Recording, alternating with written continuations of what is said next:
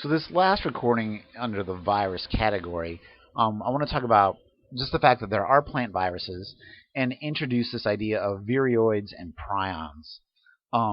So what we see is that, again, if everything that is a cell is susceptible to a viral infection, plants are no exception, right?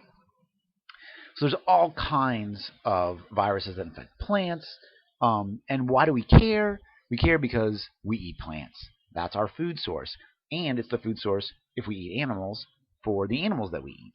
So when we have uh, reductions in the production efficiency of our crops, then we become concerned and people start to throw lots and lots of money at it.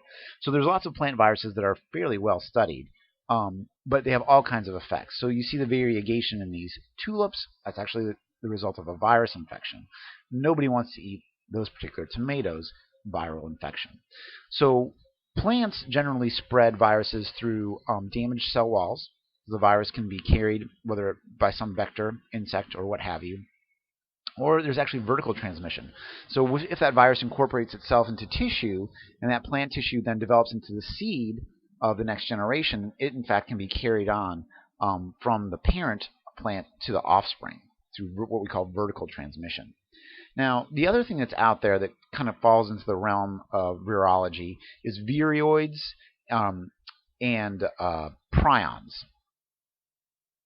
So viroids are small circular RNA molecules that infect plants and disrupt their growth.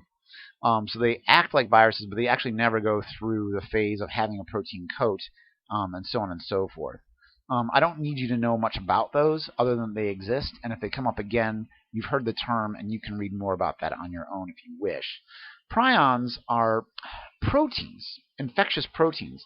And again, this is something that kind of emerged in the last 20 years. This was a hot topic just coming out when I was actually an undergrad.